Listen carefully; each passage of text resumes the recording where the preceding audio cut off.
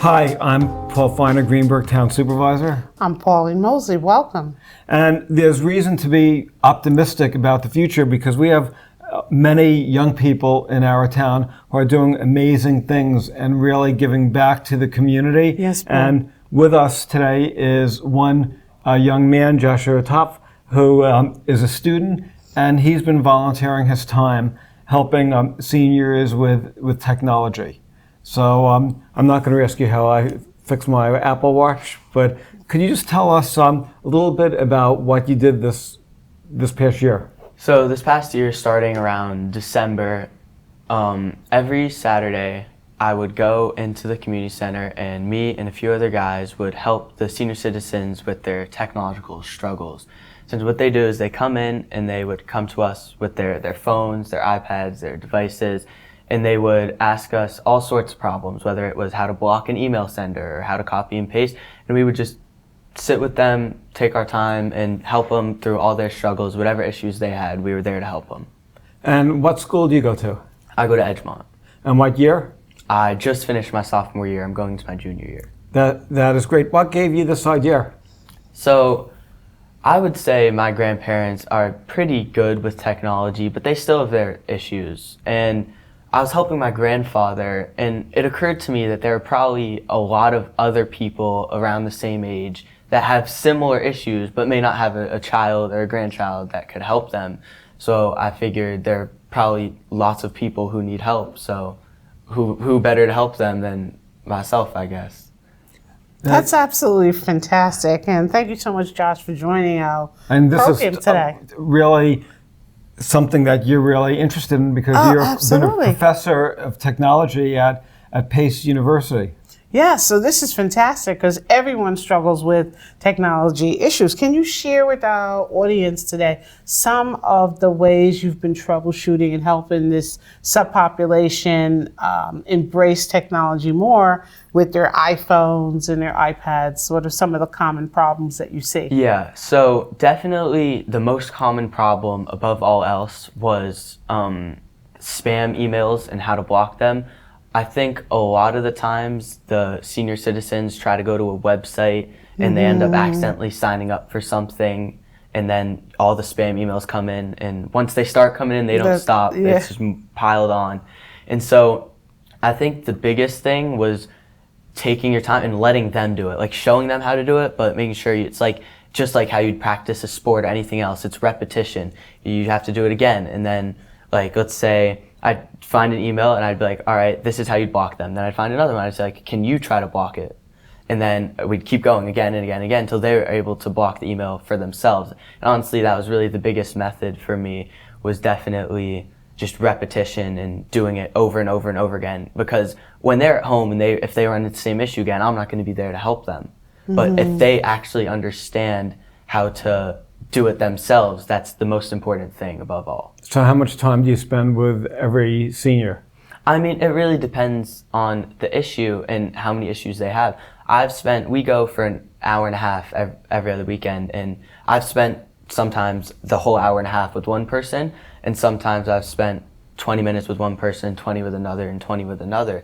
It really just depends on, because also everyone learns differently, everyone learns at a different pace, so it honestly varies person to person. And you're at the Theodore D Community Center. Are you doing it in the summer also? We aren't doing it this summer, but we're trying to go back into the fall and throughout the entire next school year, and hopefully for many school years after that. Was there like weeks where nobody showed up? We had 1 week where no one came, but besides that, there was actually a surprising amount of people. We had like 3 or more people almost every time. And how do you publicize, this? I mean, my friend Avery and we created a website to try and get a little bit of attention. I sent something around my school asking if anyone knows anyone in need, but also you've been a great help. You posted it on your website, you published the newsletter for me, and you definitely helped me out a lot. And also News 12 did a story about it, which definitely helped with a lot of popularity. And what's really great, when I was in school and students were volunteering, sometimes they'd volunteer like once or twice and they figured now I could put it on the college resume, but you've been doing it consistently, and I think that really is, really commendable. What if a senior basically is just like totally like confused about technology and they really just want you to help them, but they don't want to really learn? Well, I mean, I've definitely had some people come in where they don't really have a specific problem and they're kind of just like, show me how to use my phone. And there's a few things that I always like to show them, especially with an Apple iPhone. The first is I make sure they know how to like text and call, because in case of an emergency, it's important that they know how to like contact their family or emergency services.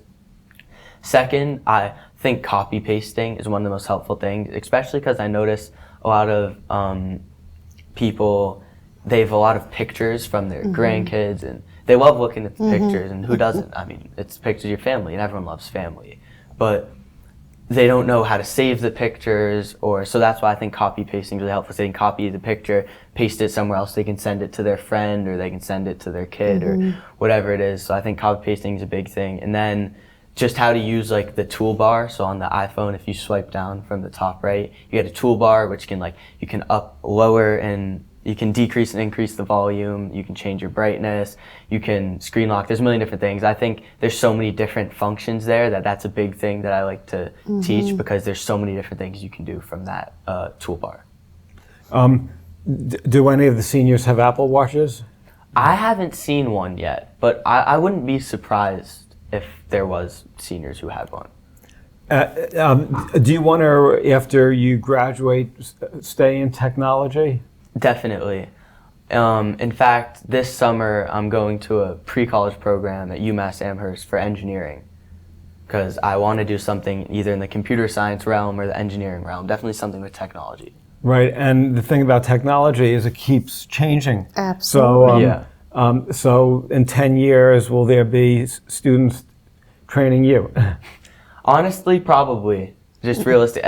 Technology is one of those things where it's ever evolving. Like there's no roof. At the end, it's limitless. We could have flying cars one day, and when we have flying cars, I'm gonna need someone, maybe a teenager, to teach me how to drive a flying car, because it's new and they're probably gonna know it better than I will. So I think the younger generations will always be better adapted to the new forms of technology.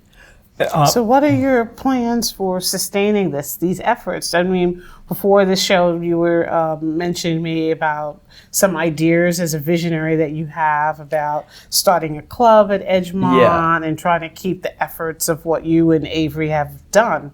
So could you elaborate on that a little bit? So definitely my short-term goal, like as soon as school comes back, would be I already have a teacher that I'm gonna work with, and we're gonna set up a club at my school to enlist volunteers to help out, and that will partially include some of the younger kids who can keep it running past like when I graduate high school, but also some older kids, because I potentially want to do home visits, because not everyone's able to make it into the community center, and I'm sure there's a large number of people at home who need the same assistance. Yeah, we have a Meals and Wheels program in the town, so this is really, great.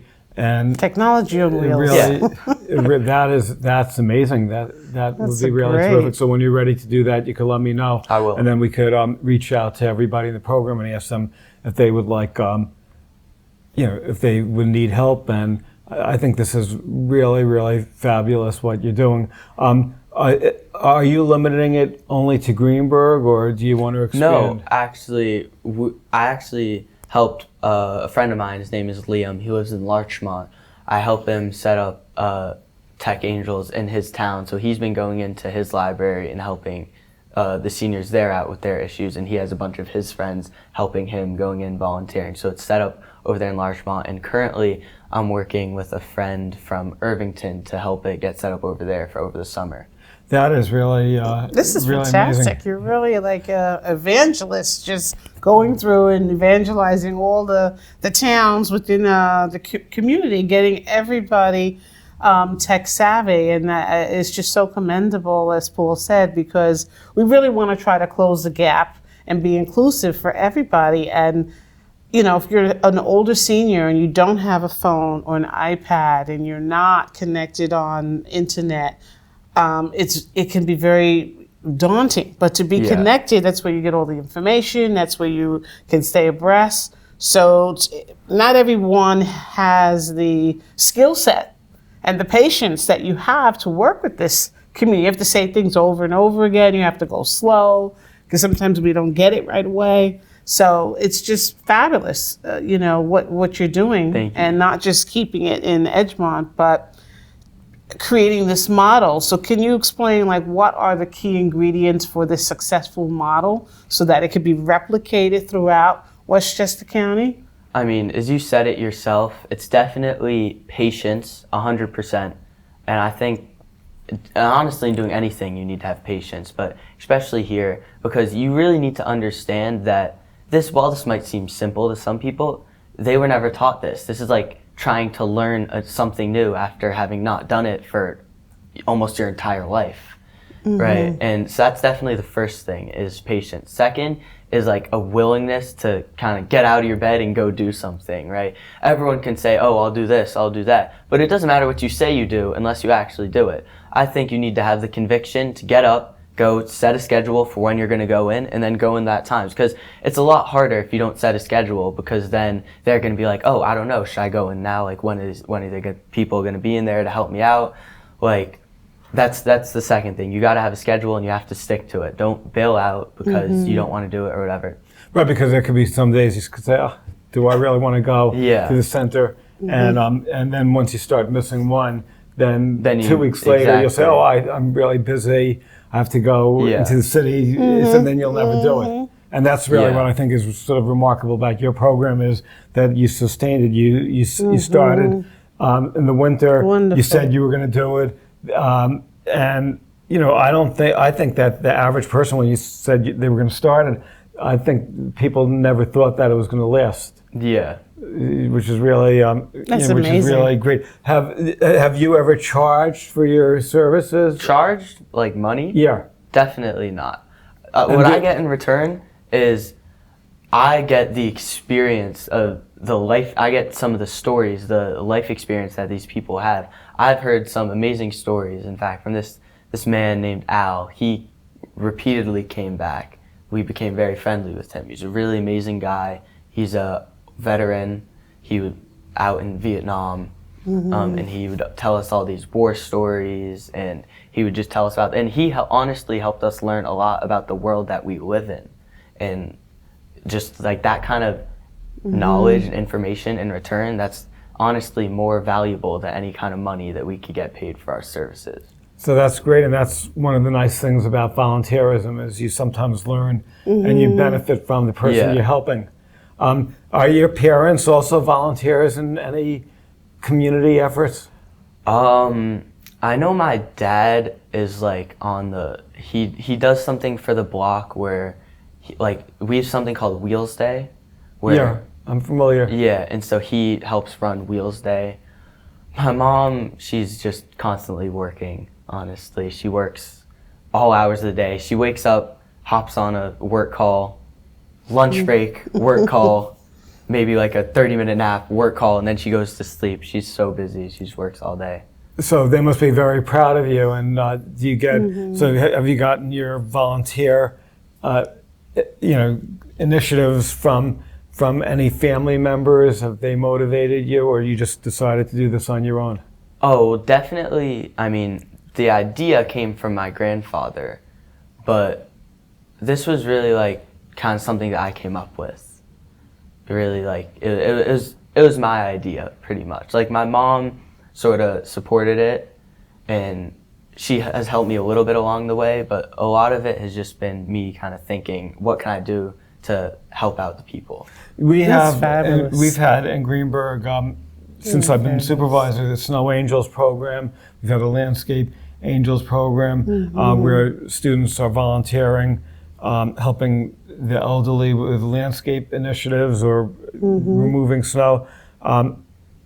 It seems like a lot of the students who have been helping are from Edgemont, high school. Yeah. And what is it about living in Edgemont that inspires young people to actually give back? Give of their time. It's so commendable. Because these are not like initiatives that are one-shot initiatives. This is real help that people Real are giving. And commitment. I mean, Edgemont is a really tight-knit community. It's a pretty small town, I would say. It's not even a town, it's really a community, right? And everyone's so close together. I mean, the way that everyone's kind of raised is you help out your friend. When your friend falls down, you don't laugh at him, you help him back up and say you're going to do better next time. So I think everyone kind of has that put someone else before you attitude. Like, everyone definitely lives by the golden rule, treat people how you want to be treated. And it's definitely just everyone was, in Edgemont at least, is just raised like you got to help other people. It's kind of just how we're raised. So was it easier for you to recruit your friends? 100%. I mean, as soon as I brought the idea up and I told my friend Avery he's like, let me get in on that. I want to help you out. So he was definitely a big help. He's been there since the first day I started working with me, helping out the seniors. And then when Paul sent out the newsletter and the thing on the interview on News 12 got released, I had a few more people at school who saw it. And they were like, hey, I'd love to come in and help. And I'm like, that's amazing. As many volunteers as possible. Like, that's the goal. And in fact, so many people saw it. I think my soccer coach saw it, and he came up to me and was like, I saw that you're doing this. I'm like, wow, like, that really spread fast. So people were just coming up to me like, can I help? And I was like, sure. Have you ever not been able to help somebody? I mean, there are definitely some issues that, like, there was this one woman who came in and she had this device and she couldn't get it to charge and she couldn't turn it on. And that's the kind of thing where it's more of a physical, like, you have an issue with the actual software and the technology. That's something that you'd have to bring in to like an Apple store, a Verizon store, or like a data provider store to kind of have them actually fix your device because your device is physically broken. When your device is actually broken, there's not much I can do about that because I don't have the tools or the experience, honestly, to fix that kind of thing. Yeah, are there, one of the thoughts that I had is a lot of people who are older really are not technology savvy. Do you recommend, is it Apple phones easier for a senior to use or somebody who's not, or an Android? Do you have recommendations? In terms of like how easy they are to use, it's probably, if you're equally inexperienced with both, they're probably the same difficulty. But what I will say is I would recommend Apple only because a lot more people have it, which means there's a lot more people who could probably help you out or show you how to do something. And it might be a little less confusing, the Apple devices. There's still a lot of different things you can do, but I feel like it's easier, the accessibility on Apple. And they definitely, I'm more familiar with Apple products. I know they've good accessibility settings. I know you can make the font really big. They've text-to-speech, so you can have it so it'll like talk to you, any text that you have on the screen. But also Apple is just more used, so there's more people who are comfortable with it. So if you did run into a problem, because either way, you're most likely going to run into a problem if you don't know how to use the phone. But at least with Apple, there's more people who have them, so you're more likely to be able to find someone who could help you. That's what I would say. I think that's a great answer because there is a phone for seniors, an AARP phone. Like really? For seniors that has bigger numbers. It's just bigger. I had one for my mom's, like a flip phone. It's just like a basic. It's a basic phone, but I think you're right that people should go. I agree with you. Should go with the Apple because that phone is limited with the functionality of what it can do. Although it's very simple and very basic, and not many people are familiar with this type of phone. So you make a very good, astute observation that by having an Apple phone, if you're anywhere, people can help you with the Apple. But the senior phone, very few people know that particular platform. And because it's a closed architecture, if anything goes wrong, you have to send it back. Where Apple, you could walk in any store and kind of get some help. The only thing that I get really aggravated with Apple is that it seems like after every 2 or 3 years, it's a new one. You need a new one. Have you worked with anybody, any of the seniors who have really old? Definitely. And do they work? I mean, that's probably that's definitely a big thing that I see is they have these old devices, and while they still work, they run extremely slowly, and oftentimes like they freeze up or they crash and stop working momentarily. And obviously, I find that a lot of seniors are trying to avoid having to buy a new device because it's a hassle. It's expensive. It's a lot of work. And as much as possible, they'll ask me, like, what can I do about this? How can I fix this? And the last thing I want to have to tell them is, this isn't going to work anymore. You need a new device. But, like, I've seen someone, they had a computer. His computer was, like, 15 years old. Most computers last maybe 5. Like, there does occasionally come a point where it's like, okay, you need to get a new device. This is no longer a plausible option.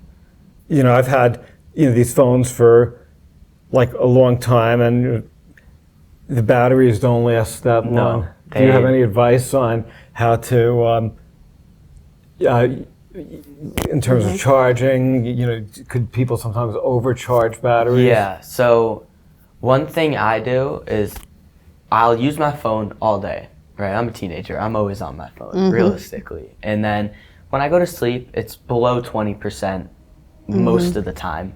I'll plug it in while I sleep, I'll wake up, and I probably won't charge my phone too much during the day, because you want to drain the battery as low as possible, and then so it charges up as much as possible. You don't want to just have it plugged in all day while you're at like 100%, because that starts to burn through the actual battery life.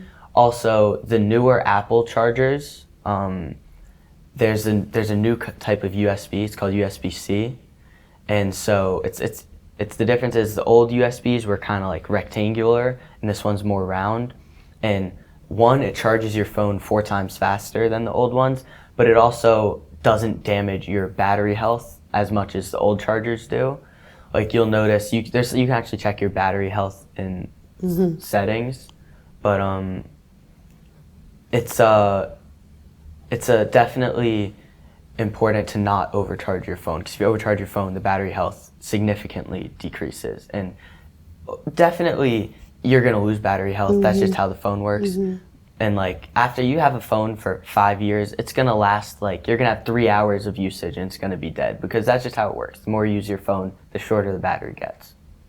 Does it make sense to just get a new battery or get a new phone? I think the process that you'd have to go to a store, they'd have to get you a new battery. Honestly, it's much better to just get a new phone, especially because most of these places you can trade in your old phone. Even if your battery is garbage, you can trade in the old phone, and they'll give you $100 to $500 back, and then you can spend that on a new phone. So the price wouldn't even be as bad. And honestly, like, with the new advances and all the new phones, it's probably worth upgrading, especially because the new phones will just have a bigger battery than the old phone started with. Yeah, that is one of the aggravations, is the batteries. I wonder if they do that on purpose. I don't know. So, but in the time we have left, I want to know, what is your vision for the next phase of your program? So I've been currently drafting 2 letters, one to AARP and one to Apple.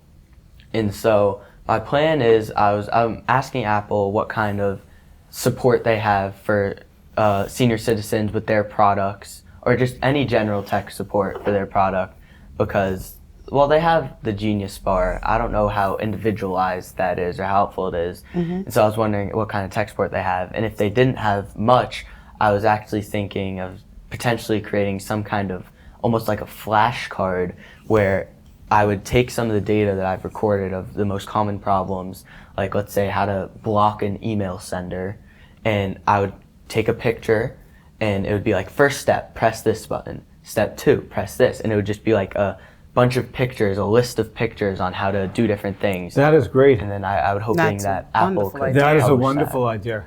In fact, one of the things we could do is even have a public access, like a short program where you do public service announcements, say here, and then you could say, we're going to do a 5-minute segment or a 10-minute segment, and then we could keep replaying that. You may want to even reach out, if you reach out to Apple or some of the foundations, maybe there's funds for this. Yeah, that's what I was hoping. And then with AARP, I was seeing same thing, if they have, technological classes or technology classes where they help the seniors out.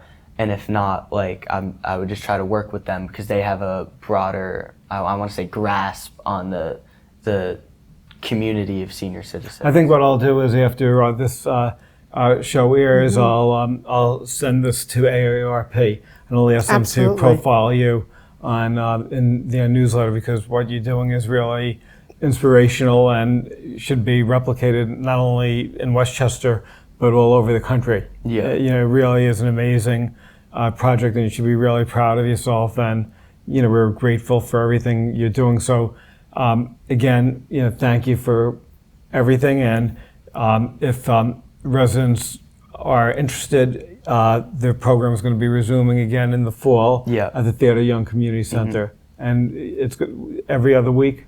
Yeah, that would be terrific.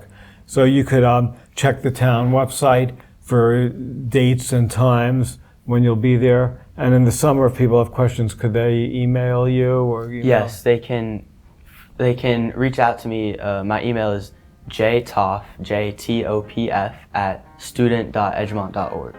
You can reach out with questions. Thank you. I'm Paul Feiner, Greenburgh's Town Supervisor. I'm Pauline Mosley, and thank you again, Josh. Thank you for having me. Thank you.